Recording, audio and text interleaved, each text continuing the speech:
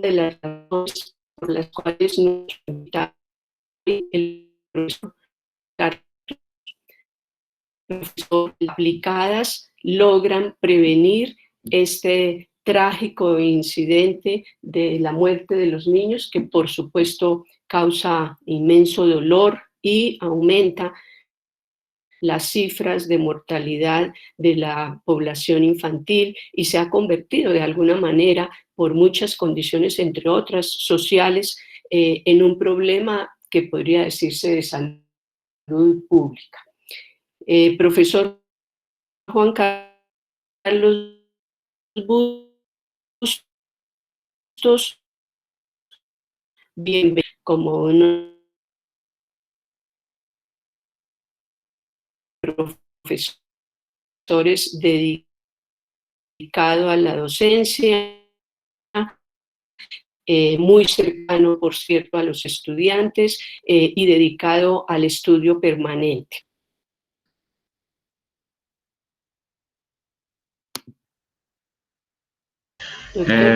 Buen día para todos. ¿Me están oyendo bien? Es que estoy con el internet del hospital y está teniendo... Bueno. Sí, señor, perfecto. Muchísimas gracias a la doctora... Perfecto. Discúlpeme. ¿Sí? Discúlpeme si quiere regresar a su primera diapositiva. Yo no fui explícita en el título de la conferencia. Muchas gracias. Bueno, muchísimas gracias. Perfecto, sí, señor. Muchísimas gracias para todos los participantes y en especial a la doctora Nubia Patricia Farías García por la invitación a esta conferencia. Como muy bien lo dijo mi profesora y que ha sido mi maestra, el síndrome de muerte súbita del lactante es una entidad que ocasiona muchas alteraciones, no solo en los niños, sino en sus familiares. He tenido la oportunidad de tener varias experiencias directamente con niños que han fallecido por este síndrome. Algunas de las diapositivas que tengo y de los datos epidemiológicos, sobre todo Bogotá, fueron tomados de trabajos hechos por profesores por estudiantes de la Universidad Nacional de Doctorado de Salud Pública, como es la doctora María Luisa Latorre, que es una de las personas que más ha estudiado este síndrome, no solo en Bogotá, sino en Colombia. Empiezo diciendo que hace algunos años en un sitio donde yo trabajo en una unidad de cuidado intensivo neonatal, tuve una experiencia un poco triste y poco frecuente, que fue mientras estaba recibiendo turno me llaman del servicio de urgencias porque había llegado un niño que había sido prematuro en paro cardiorrespiratorio. Cuando bajé, el niño ya estaba intubado por el médico general que estaba en el servicio. Sin embargo, ya tenía signos de haber fallecido hacía por lo menos unos 20, 30 minutos. Había sido un niño prematuro de 30 semanas que había salido de otra institución diferente a la que yo trabajo, hacía como 20 días, y fue llevado a este hospital donde yo trabajo a las 7 de la mañana, referido por la mamá que desde las 6 notó que no respiraba y ni se movía. Se detectó que el niño dormía junto a la mamá y con otras personas en el mismo cuarto, o sea, varias personas, y era de estrato socioeconómico bajo. Pues me fui un poco triste a recibir mi turno, sin embargo, como a los 10 minutos, nuevamente me llaman que hay un niño en paro cardiorrespiratorio en urgencias. Entonces yo pregunté que qué pasaba, porque yo ya había ido y dijeron que era otro. O sea, no lo podía creer, y entonces bajé y este era un niño que tenía un mes, que pesaba como 4,5 kilos, se veía sano, pero que cuando llegó el niño ya tenía signos de muerte de por lo menos unos 40 minutos. Pues por lo tanto no se le hizo ningún tipo de reanimación. También la mamá notó que desde las 6 de la mañana no respiraba ni se movía, Inmediatamente procedió a llevarlo al hospital, se demoró y allí llegó ya sin signos vitales.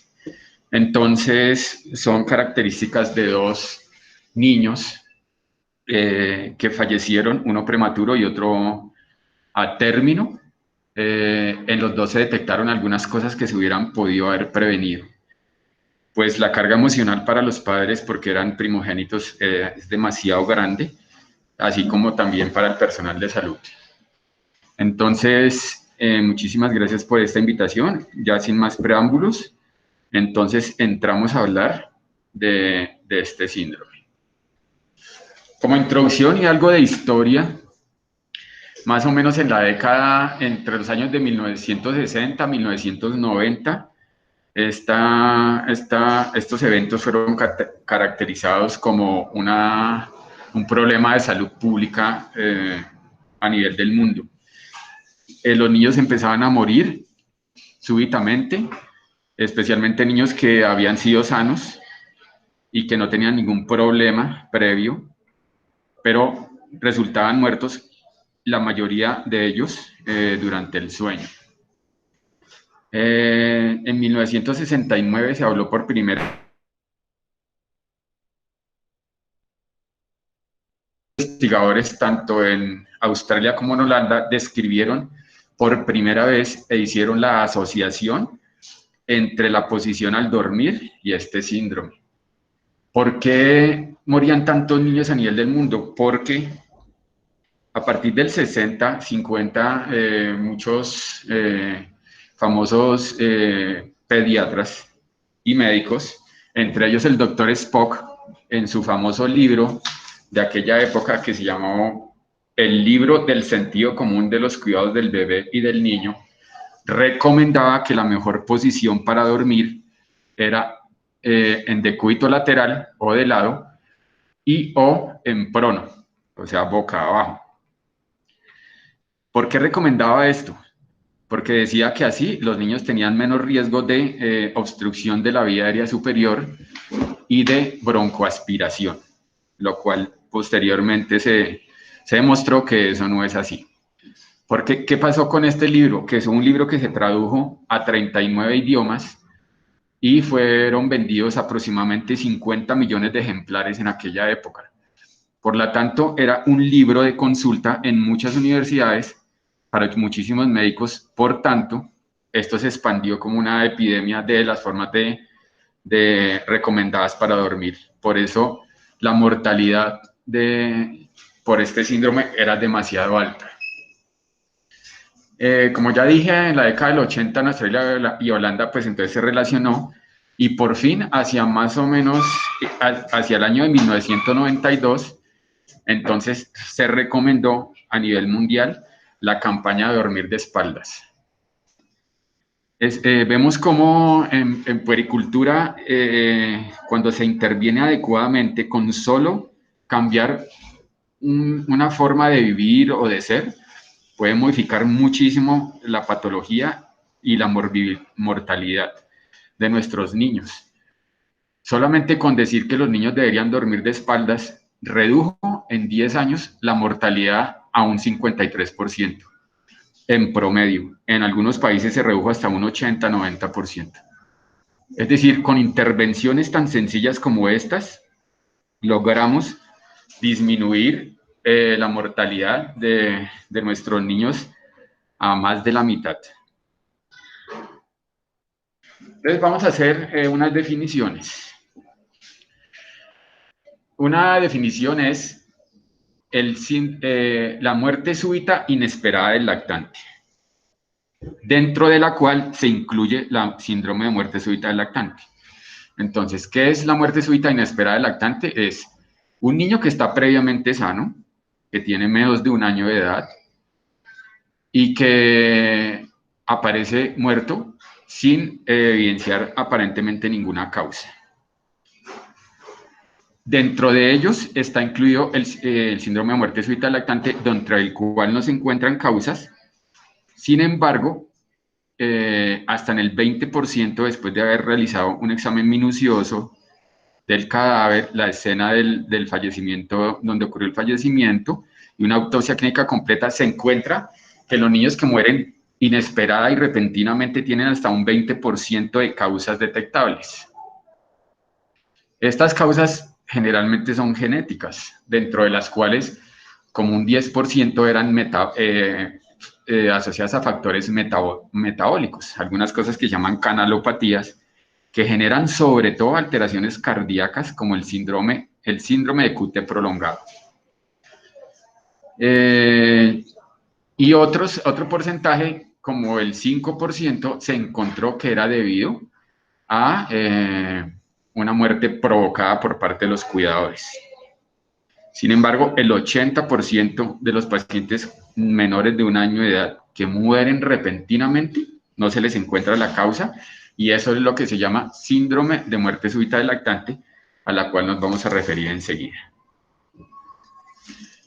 Entonces, teniendo claro que el niño que se muere repentinamente, en el 80% de los casos no tiene causa, entonces la definición de este síndrome es una muerte súbita e inesperada en niño menor de 1 año de edad, en la cual no se encuentra ninguna explicación, después de realizar 3 procedimientos que se debe realizar en todos los eventos de estos pacientes que murieron así, que es una historia clínica completa, donde se indague minuciosamente cómo ocurrió el evento, qué estaba haciendo el niño antes, o durante, cuando la mamá lo encontró, si estaba durmiendo con ellos, el ambiente que lo rodeaba, los antecedentes. Es decir, como todos sabemos, como si así estuviera el niño vivo, una historia clínica muy completa y detallada, haciendo énfasis en un examen minucioso del cadáver y anotándolo todo en la historia clínica. Pensando que hay una probabilidad de 5%, dependiendo del país donde se encuentre, a veces en los países subdesarrollados puede ser hasta el 10% de niños que murieron tuvieron una muerte provocada por los cuidadores. Entonces, una historia clínica detallada. Segundo, un examen en el sitio donde ocurrió el fallecimiento del niño o niña. Y tercero, una autopsia clínica completa. Recordemos que las autopsias pueden ser parciales o completas. En estos casos, se debe hacer una autopsia clínica completa. Después de realizar estos 3 procedimientos, y no se encuentra ninguna evidencia de la causa, entonces ya se cataloga como síndrome de muerte súbita del lactante. ¿Hasta ahí todo entendido?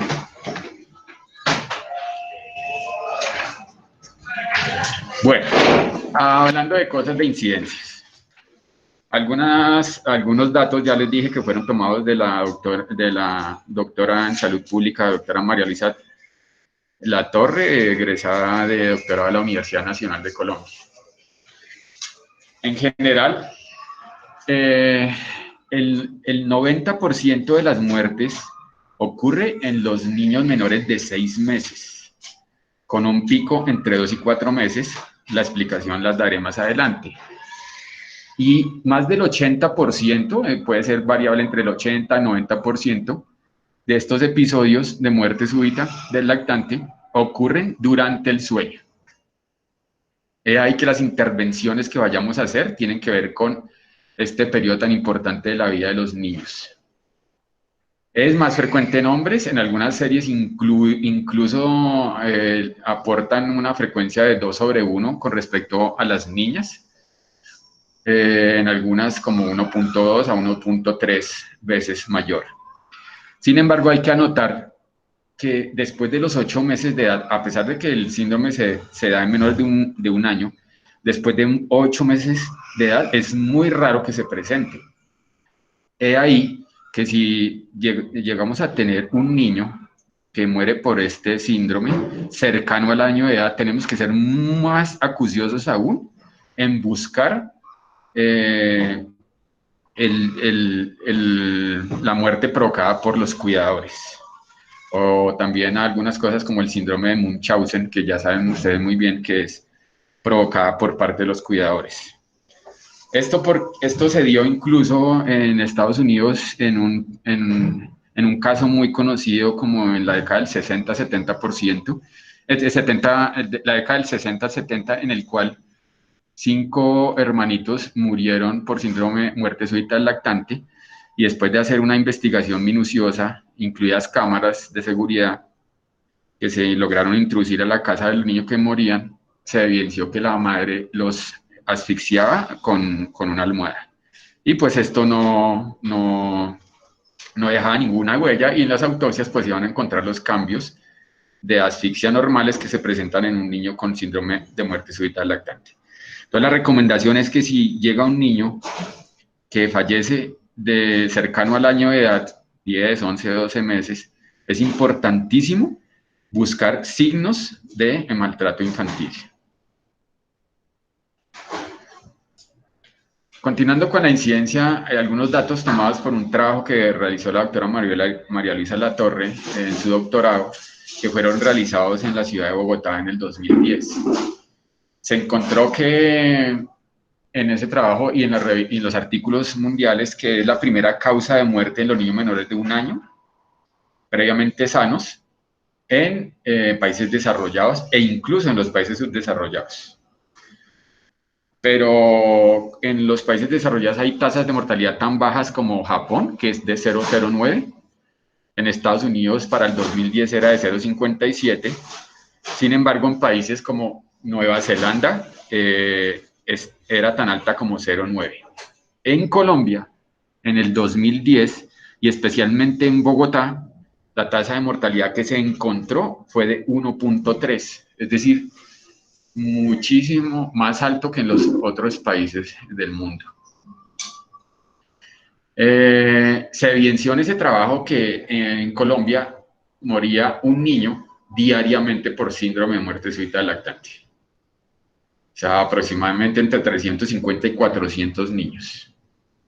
Y en Bogotá fallecía un niño cada tercer día.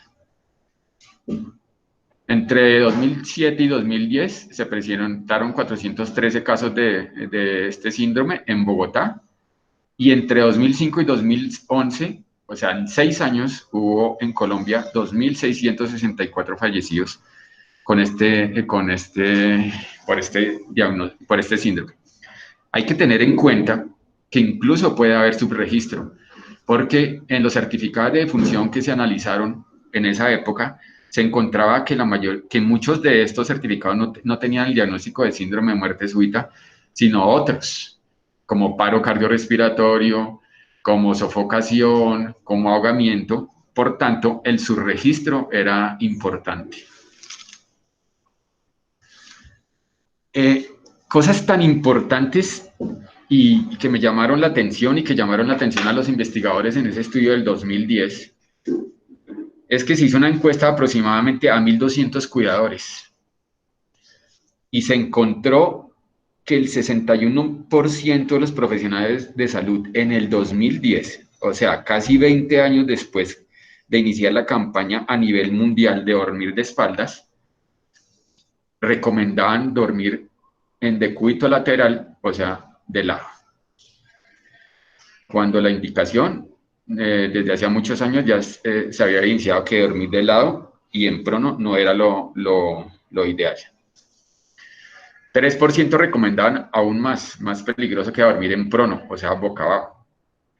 Pero solamente el 21% recomendaban dormir en decúbito supino o boca arriba. Eso quería decir que los niños que llegaban a una consulta recibían recomendaciones de dormir boca arriba, solo el 21%, es decir, el 79% de los niños tenían riesgo. Para esa época hubo más o menos 120.000 nacimientos en Bogotá. Eso quiere decir que con estas recomendaciones que se estaban dando en aquella época, aproximadamente 80.000 niños tenían el riesgo de sufrir de síndrome de muerte súbita. Y solamente el 53% de los cuidadores sabían algo del síndrome de muerte súbita del lactante. O sea, en las consultas que se realizaban ambulatorias, tanto por parte de enfermería como los médicos, solamente a la mitad le hablaban de este síndrome. Y solamente el 31 recibía alguna recomendación acerca de esta patología por parte del médico. Esto pues llamó muchísimo la atención porque 20 años después de que se demostrara como una recomendación tan sencilla que era poner a los niños a dormir de espaldas, no se estaba cumpliendo. ¿Cuál fue la conclusión de este estudio? Comillas, como aparece en los resultados, dice, se demostró el alto riesgo al que los bebés estaban expuestos debido a prácticas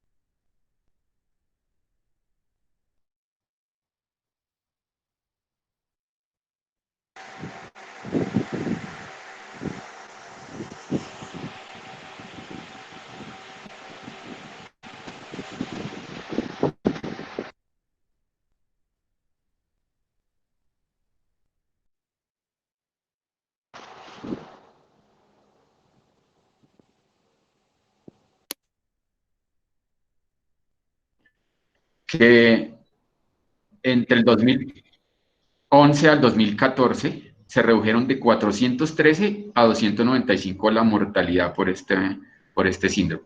Es decir, aplicando algunas medidas preventivas que vamos a ver ahora más tarde, entre ellas la recomendación de dormir de espaldas, se redujo en 3 años la mortalidad un 30% y pasó de 1.3 a 0.47.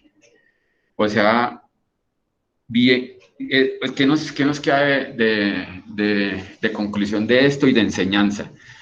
Con maneras tan sencillas desde el punto de vista de la puericultura, podemos disminuir la morbimortalidad si la sabemos aplicar adecuadamente. Hablando de algunas cosas de etiopatogenia, no voy a extenderme mucho en la fisiopatología. Sin embargo, en la etiopatogenia se han visto la hipótesis del triple riesgo, que deben estar, entre comillas, así, confabuladas o unidas para que se produzca este síndrome. ¿Cuál es la hipótesis del niño riesgo? Que se presente en un niño vulnerable, por ejemplo, un niño vulnerable es un niño que haya nacido pretérmino, generalmente menos de 35 semanas de gestación, en un periodo crítico e inestable del desarrollo del control homeostático, principalmente cardiopulmonar. Ese desarrollo crítico se da generalmente en los niños menores de 6 meses, en los cuales se ha evidenciado que hay cierto grado de inmadurez del sistema nervioso autónomo para controlar algunos aspectos del sistema respiratorio en especial.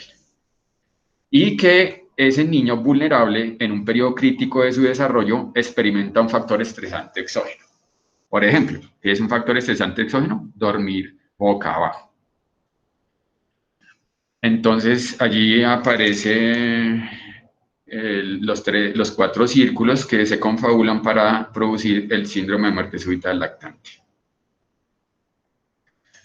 Entonces, cuando un niño experimenta esta triada de eventos, hay 5 pasos que se propusieron desde que empieza el evento hasta que el niño fallece. ¿Cuáles son estos 5 pasos? Primer paso, un evento amenazante para la vida. ¿Cuál es ese evento amenazante para la vida del niño? Principalmente ponerlo a dormir boca abajo o de lado. De lado porque ustedes bien saben que los niños se pueden voltear muy fácilmente y quedar, la mayoría cuando se voltean no quedan boca arriba, sino quedan boca abajo. ¿Qué pasa? Entonces el niño, sobre todo si está durmiendo en una superficie blanda, entonces, y en un periodo que puede ser antes de los 4 meses, no puede voltear fácilmente la cabeza, entonces empieza a sufrir asfixia e hipoperfusión cerebral. Cuando los niños tienen adecuadamente regulado su sistema nervioso su sistema nervioso autónomo, algunos cuando empiezan a tener asfixia e hipoperfusión cerebral, que hace que se aumenten los niveles de CO2, hacen que ellos se despierten y traten de voltear la cabeza. Si logran hacer eso, afortunadamente, en la mayoría de los niños que se acuestan en esta posición, tienen un desenlace mejor. Entonces se puede poner hacia arriba y después voltear la cabecita. Sin embargo, si el niño tiene algún factor de riesgo asociado a esto, como vamos a ver los otros factores de riesgo más adelante, entonces el niño, a pesar de que tiene el PCO2 aumentado, a pesar de que tiene hipoxia e hipoperfusión cerebral, no logra despertarse de su sueño y queda boca abajo. Entonces hay una asfixia progresiva porque tiene ya incapacidad de despertar. Aquí ya se despertó y se volteó. ¿Qué genera el paso 3? Un coma hipóxico. Posteriormente, ustedes saben que la causa más frecuente de bradicardia, o sea, disminución de la frecuencia cardíaca en los niños pequeños, es la hipoxia. Entonces, ya no solo tenemos el CO2 aumentado, ya no solo tenemos las concentraciones de oxígeno en sangre disminuidas, sino que esto repercute en su sistema cardiovascular, produciendo bradicardia y respiraciones ineficientes que se denominan jadeo. Todo esto, como ocurre durante el sueño, la mayoría de las madres, sobre todo cuando los niños duermen en otra habitación, no se dan cuenta. Y por último, pues hay una autorresucitación ineficaz. Autorresucitación es que el niño debería poder resolver esto en la mayoría de situaciones y hasta que se ocasiona la muerte. Entonces, la etiopatogenia es sencilla, son los 3 casos: un niño vulnerable en un periodo crítico de su desarrollo con un factor estresante que no logra adecuarse a niveles de CO2 y de oxigenación y termina falleciendo. ¿Cuáles son los componentes del modelo del triple riesgo? Hay factores de riesgo intrínsecos y extrínsecos, como ustedes pueden ver ahí. Algunos son inmodificables, como el sexo masculino, pues ya dijimos que es mayor, y algunas patologías congénitas. Se ha visto que en Estados Unidos los nativos indígenas y los de raza negra tienen mayor riesgo. Otro factor que puede modificarse en cierto grado es la prematuridad, sobre todo los menores de 36 semanas. Otros factores intrínsecos asociados a, sobre todo, que pueden ser modificados y deben ser modificados, son los que aparecen allí, en especial la exposición perinatal al cigarrillo, aunque también se ha visto asociado en las mamás que consumieron alcohol o drogas ilícitas. Pero la exposición al cigarrillo, tanto en la gestante como en los padres.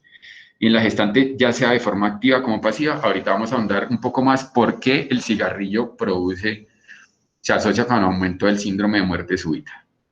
Y algunos factores extrínsecos que, si se modifican, estos de acá, se logra disminuir la mortalidad casi hasta en un 80 o 90%. Entonces, si nosotros actuamos adecuadamente aquí y algo acá, podemos disminuir la mortalidad demasiado. En el estudio de la doctora María Luisa Latorre Castro se encontró, además de esos, algunos otros factores de riesgo maternos y perinatales. Los niños con restricción del crecimiento intrauterino, y sobre todo si además son prematuros, tienen un riesgo como de 10 a 20 veces más de sufrir síndrome de muerte súbita lactante que los niños recién nacidos a término o con adecuado peso. El consumo de alcohol, como ya lo habíamos visto, el tabaco antes, durante y después del embarazo. El tabaco, o sea, el cigarrillo y el tabaco no solo se asocian al síndrome de muerte súbita lactante, sino a otra patología que no vamos a discutir ahorita acá, que se denominaba antes síndrome de casi muerte súbita, que ha cambiado de nombre 3 veces. El síndrome de casi muerte súbita era que el niño consultaba a la mamá, lo llevaba porque decía, casi se me muere el niño.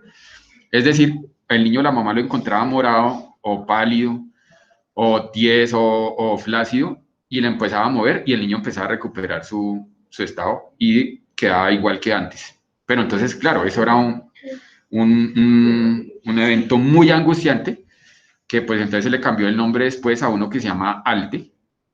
ALTE significa evento agudo que amenaza la vida, para después a uno actualmente que se llama BRUE, que es un evento agudo de respuesta rápida, en el cual los niños no se mueren.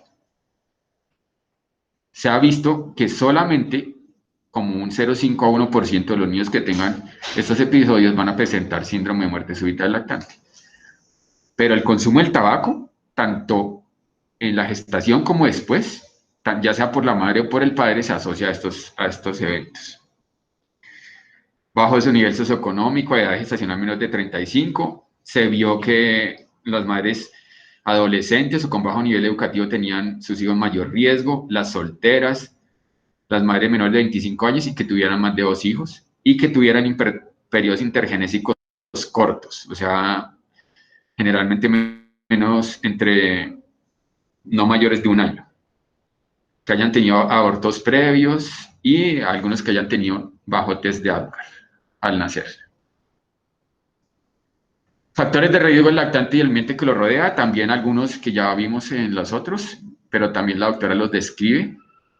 Ya pues, entre mayores de 1 mes y menores de 1 año, como ha dicho, sexo masculino, la raza, la exposición al tabaco, ser prematuros. O sea, los niños prematuros tienen todas las ventajas del mundo. Uno, prematuros, sobre todo si tuvieron restricción del crecimiento intrauterino y si los padres la madre consumió alguna sustancia como cigarrillo o drogas ilícitas, la probabilidad que tenga síndrome de muerte súbita lactante se sube muchísimo, como unas 10 o 20, incluso hasta 60 veces más que los niños que no tienen estas entidades. También se ha visto que algunos niños asociados a cuadros respiratorios previos, sobre todo gripales, tienen mayor probabilidad de sufrir de este síndrome. Y la posición prona del lado al dormir, que ya la hemos descrito varias veces. Otros, dormir sobre superficies blandas, excesiva ropa, que genera estrés térmico. Las madres en Bogotá suelen pensar que las enfermedades se previenen arropando demasiado al niño.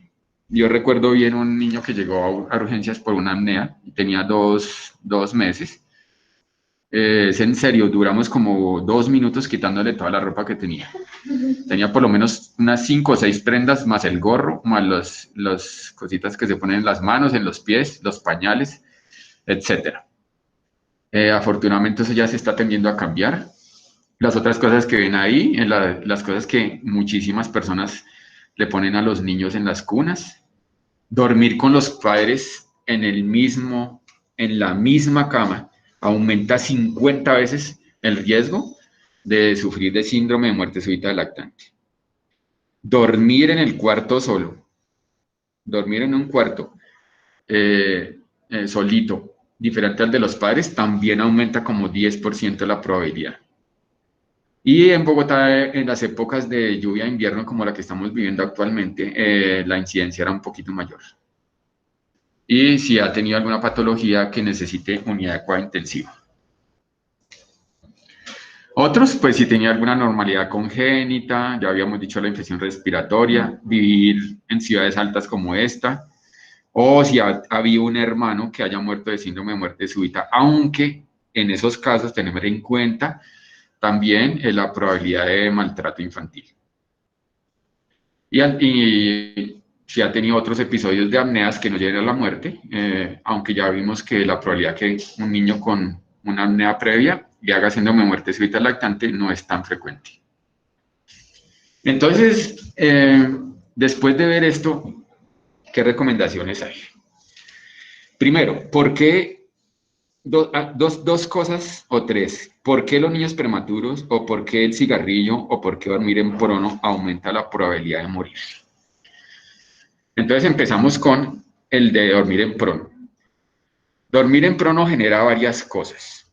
Uno, sobrecalentamiento. Se ha visto que las personas que duermen en boca abajo o en prono, su cuerpo, su temperatura corporal es mayor que las personas que duermen de lado o boca arriba. Esto tiene que ver con la forma como se eliminan los gases respiratorios.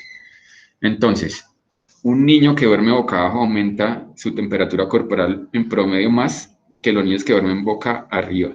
Y fuera de eso, si hay un ambiente caliente o el niño está sobrearropado, entonces va a ser peor. Entonces, uno, aumenta la temperatura corporal del niño, y la temperatura corporal del niño se ha visto que genera conflictos en la autorregulación del sistema cardiorrespiratorio. Es decir, esto conlleva a que los niños se despierten menos frecuentemente durante el sueño. O sea, reaccionan tardíamente a los eventos de hipoxia. Dos, ¿qué más hace dormir boca abajo? Hay reinhalación de los gases expirados, es decir, reinhalación de CO2. Esto genera, normalmente, los niños o las personas que aumentan sus niveles de CO2 reaccionan. Cuando uno está durmiendo y empieza a tener, digamos, un adulto empieza a tener obstrucción de la vía aérea superior por cualquier causa, el CO2 empieza a aumentarse hasta cierto momento que envía una señal al sistema nervioso central y hace que se despierte. Los niños que duermen en prono tienen esta capacidad disminuida. O sea, el CO2 se aumenta, pero no hace que su nivel excitatorio, pero hace que, a pesar de que el CO2 se aumenta, el dormir boca abajo hace que su nivel excitatorio para despertarlo sea muchísimo mayor. Es decir, el umbral para despertar se aumenta. ¿Qué pasa con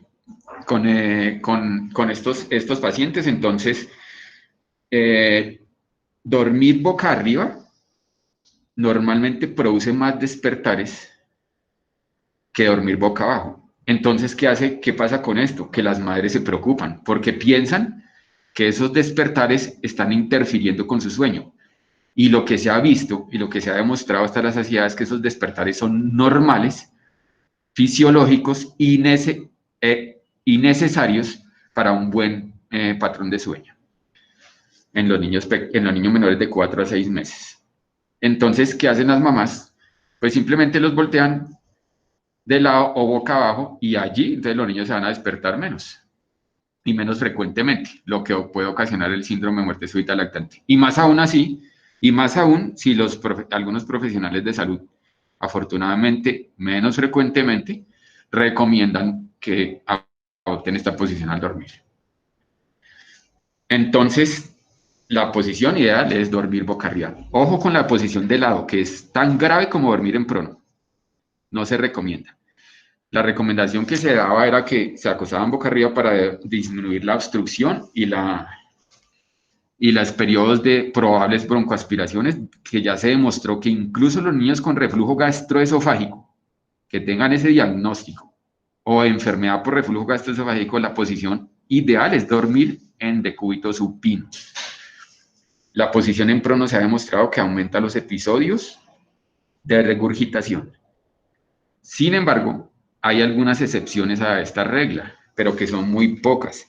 Son los niños que tienen algún trastorno anatómico de nacimiento, en los cuales la posición de decúbito supino aumenta ese riesgo de obstrucción. Por ejemplo, la secuencia de Pierre-Robin se escribe, en la cual los niños tienen macroglosia y la lengua grande tiende a irse hacia atrás.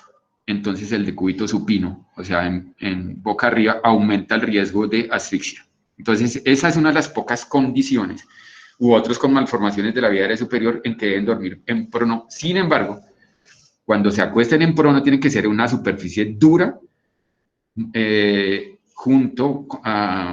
la misma habitación con el padre o la madre, y que los estén supervisando frecuentemente.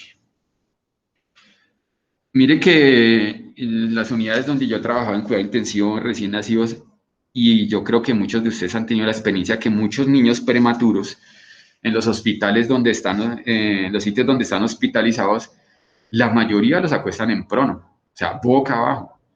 Sin embargo, están en sitios que son monitorizados, en sitios que están en superficies duras donde no tienen ningún otro objeto dentro. Sin embargo, se recomienda que desde la hospitalización estos niños estén colocando la mayor parte de su tiempo cuando duerman en posición de decúbito supino para irlos acostumbrando a esta posición, porque la posición en prono para ellos a veces es mucho más noble, o sea, como más, la prefieren, digamos. Entonces, es desde que estén hospitalizados se deben ir acostumbrando a dormir boca arriba para que cuando se vayan para la casa, esa sea la posición al dormir. Bueno, entonces, sueño seguro que indica lo principal, dormir boca arriba. En superficies firmes sin objetos blandos. Muchas madres colocan almohadas para prevenir que el niño de pronto se vaya a salir por uno de los huecos de la cuna, si es muy grande los huecos, o para evitar que se peguen contra los bordes de la cuna. Y lo que hace estos objetos blandos, sobre todo cojines o almohadas, es aumentar el riesgo del síndrome. Por supuesto, nada de juguetes y entre menos pequeños, mucho más peligrosos, aunque algunos juguetes como de algún material especial, como los osos o los muñecos de felpa, aumenta más el riesgo. Debe dormir en el mismo cuarto con los cuidadores sin compartir la cama. Es decir, esto se vio que aumenta, que disminuye el riesgo como 10 a 20 veces con respecto a los niños que duermen en habitaciones separadas de los padres. Pero ojo, no en la misma cama. Y si duermen en la misma cama con más de un adulto, la probabilidad de muerte es muchísimo mayor. Una costumbre que tienen las mamás es mientras están haciendo el almuerzo, están haciendo el aseo, están leyendo alguna cosa, ponen al niño en los sofás o en las sillas de los carros. Cuando van con los niños. Los sofás es un riesgo altísimo porque generalmente son muy blandos. Aparte que se pueden caer, entonces les ponen elementos al lado para evitar que se caigan. Evitar altas temperaturas en el ambiente, pero no usar calefacción ni usar ventiladores. No se debe abrigar de manera exagerada con gorros, cobijas y demás. Mire que el gorro es una costumbre muy frecuente y en varios estudios se ha demostrado que niños con síndrome de muerte súbita lactante, el 26% habían tenido gorros, versus los que no sufrieron de esta entidad, que eran el 3%. Se sugiere una pijama térmica y cobija hasta las axilas. Entonces, recomendaciones para prevenir el síndrome. 1, sueño seguro, que debe indicar todas estas cosas. Aquí hay algunas diapositivas de sueño seguro e inseguro. Dormir de lado con un muñeco sobreabrigado, con la cabeza levantada, que eso tampoco sirve, ni para el reflujo gastroesofágico, versus dormir hacia arriba con un elemento que es el chupo. Y la temperatura ambiente, muchas madres ponen elementos en el cuarto que aumentan la temperatura ambiental, que incluso son peligrosos porque pueden provocar incendios y demás. Entonces, consejos para un sueño seguro: dormir con la cara descubierta, con boca arriba, no debe estar acolorado ni excesivamente arropado, una pijama térmica es suficiente, o una bolsa de dormir, que son las que se están utilizando ahora, que no haya nada en el lugar donde duerme, colchón firme, dormir en una cuna y que nadie fume alrededor. Entonces, sueño seguro e inseguro. Esta foto muestra cómo es la tendencia actual de tener una cunita al lado de la cama de la mamá para que ella muchas veces fácilmente lo observe y fácilmente le pueda tocar. Otros, la leche materna exclusiva hasta los 6 meses se recomienda con solamente poner al niño apenas nace 1 hora, si las condiciones de la madre y del niño lo permiten. En la primera hora de nacimiento se ha visto que solo ese evento de ponerlo a lactar y en el pecho de la mamá durante 1 hora después de nacer disminuye la probabilidad de síndrome de muerte súbita en un gran porcentaje. Las madres que le dan leche materna más leche de fórmula, a pesar de que están lactando, la leche de fórmula aumenta el riesgo de síndrome de muerte súbita. Y los que le dan solamente leche de fórmula, muchísimo más. El uso del chupo durante el sueño. Durante el sueño estoy hablando, no antes ni después.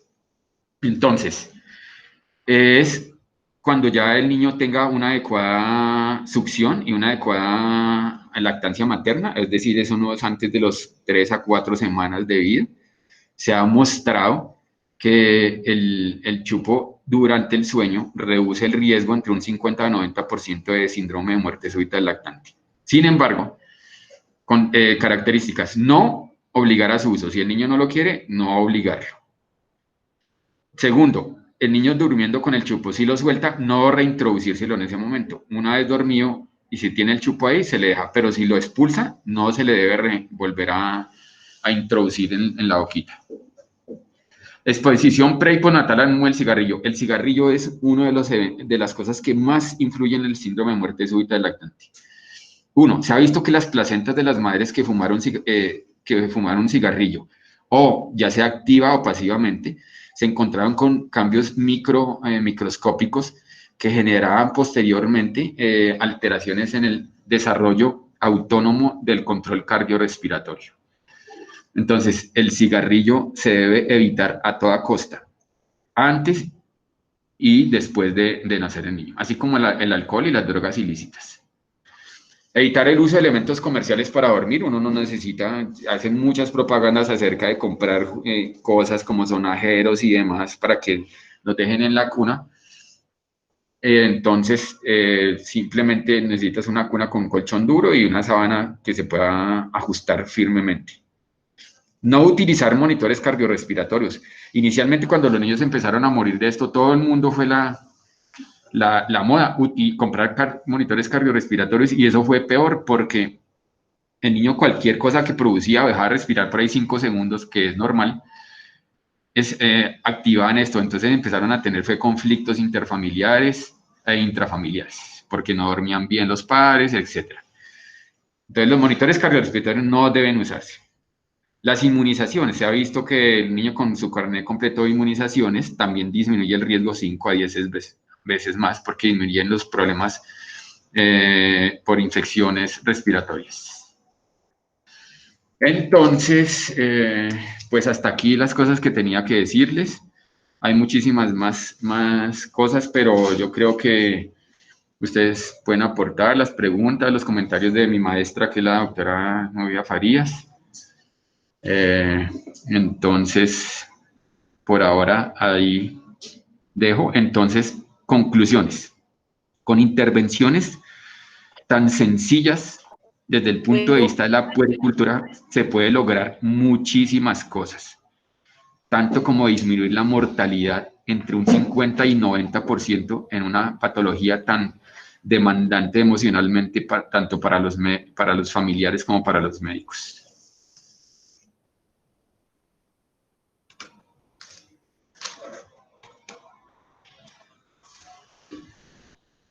Entonces, si tienen comentarios, no escucho. No se escucha. ¿Ustedes escuchan? Juan No, Carlos, estoy escuchando. ¿quiere Señora. mirar, quiere mirar el chat, por favor, e ir resolviendo las Sí. preguntas? Pareciera que yo tengo problemas con el sonido. Sí, ya, profe, ya miro el chat. Entonces, buenos días para todos. ¿Qué es el síndrome de Munchausen? Pues el síndrome de Munchausen es cuando se llama como enfermedad por poder de los cuidadores. Es cuando algunos niños con enfermedades recurrentes, que no se encuentra la causa, se evidencia que los padres son los que la están ocasionando. Entonces, por ejemplo, un caso de síndrome de Munchausen aquí que tuvimos en el Hospital de la Misericordia era una niña que la mamá se inventaba que tenía problemas respiratorios recurrentes. Entonces, cuando le iban a hacer una prueba para mirar si era fibrosis quística, la señora, antecitos de la prueba, sin que los médicos o las bacteriólogas se dieran cuenta, le aplicaba sal en los bracitos para que eso, entonces para alterar la muestra. Entonces son enfermedades que no son reales, pero que los padres se las inventan para tener algún tipo de ganancia secundaria. Ese es el síndrome de Munchausen, que es ocasionado por los padres. Las otras preguntas son, hola, es una... Espera un momentico. Es una forma de maltrato infantil. Bueno, alguien ya la había respondido, ZIPS. Jairo Andrés, hola profesor, ¿qué enfoque de estudio debemos darle al BRUE? Bueno, el BRUE ya es otra charla igual de con un tiempo como este, pero entonces el BRUE es un evento súbito que se da en los menores de menos de un mes, de menos de un año, pero que no genera la muerte del niño. Es decir, el niño queda previamente sano, entonces queda como si estuviera, como previamente estaba antes del evento. Entonces depende de las características del BRUE y algunas características especiales que pues en este momento nos tardaríamos como 10, 15 minutos para decir cómo sería el enfoque. En general, el BRUE no conlleva síndrome de muerte súbita del lactante, que es la siguiente pregunta. Los niños con BRUE, que hay una clasificación de BRUE de bajo riesgo y de alto riesgo, los niños con BRUE de bajo riesgo, la probabilidad que mueran es como el 0,5%, o sea, es muy baja. El síndrome de negros indígenas tiene causa genética, la profesora Leonor Vera. No, simplemente se veía que en ellos es mayor, pero lo que yo he leído y todo, no, probablemente sí tienen alguna alteración genética, sobre todo cosas metabólicas que se están investigando hasta ahora. Mario Torres dice que entre el reflujo y el síndrome de muerte súbita lactante, muy baja probabilidad. Miren, los niños sanos menores de 6 meses, la probabilidad que tengan un episodio de broncoaspiración cuando tienen su sistema neurológico y de cardiorrespiratorio normal es casi cero.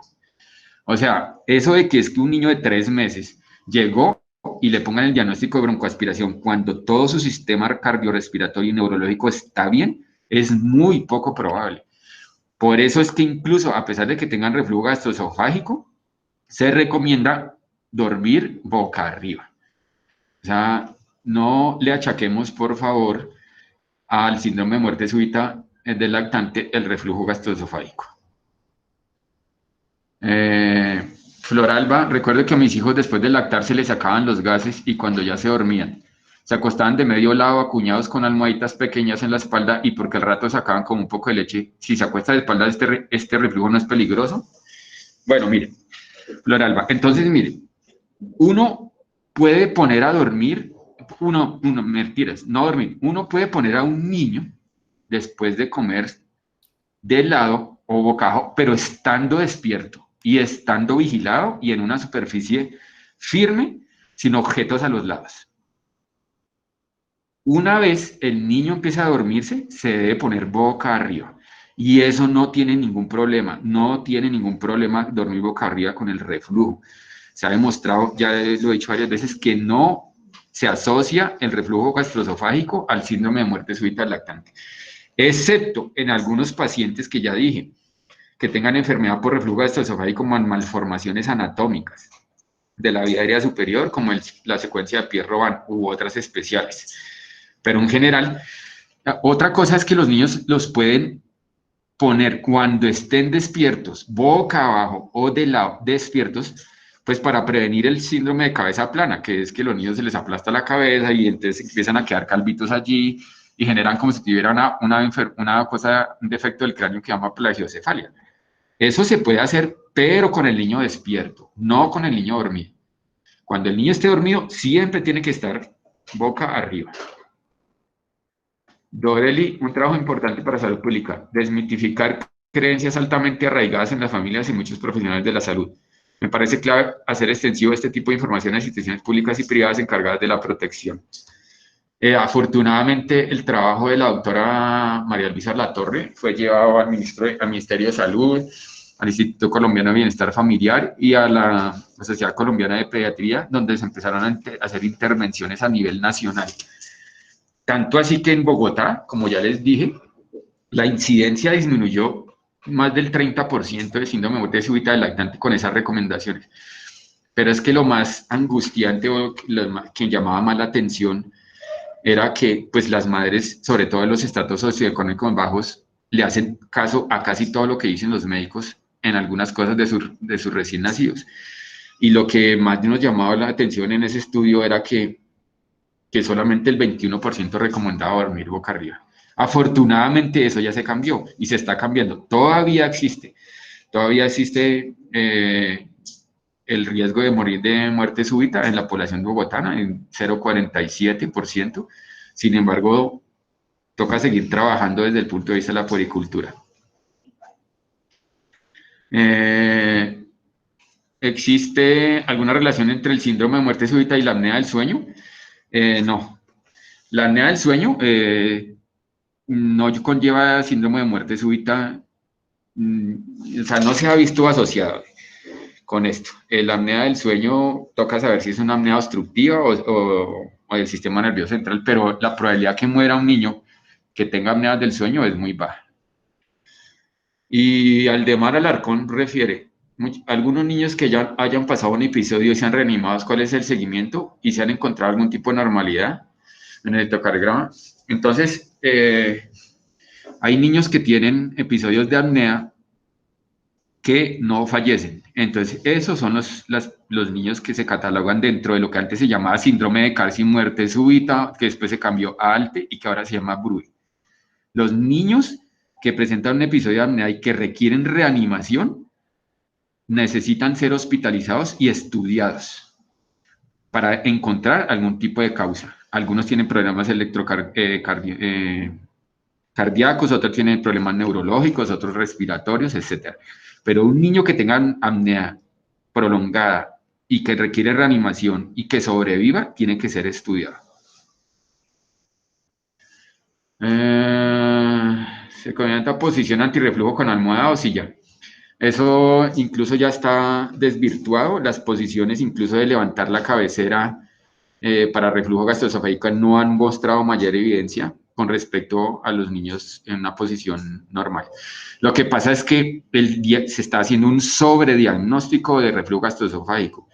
Es decir, casi todos los niños tienen algo de reflujo gastroesofágico, pero la enfermedad por reflujo gastroesofágico es muy baja y ha disminuido muchísimo en los últimos años. Entonces, incluso en este hospital, como incluso mi profesora Leonor Vera recordará, a la semana, hace 20 años atrás, se operaban por lo menos 2 o 3 niños por cirugía antirreflujo. En los últimos, que yo aquí en mi servicio de lactantes donde trabajo, he visto que hayan operado algún niño por reflujo gastroesofágico en los últimos 3 años. Si ha sido uno, es mucho.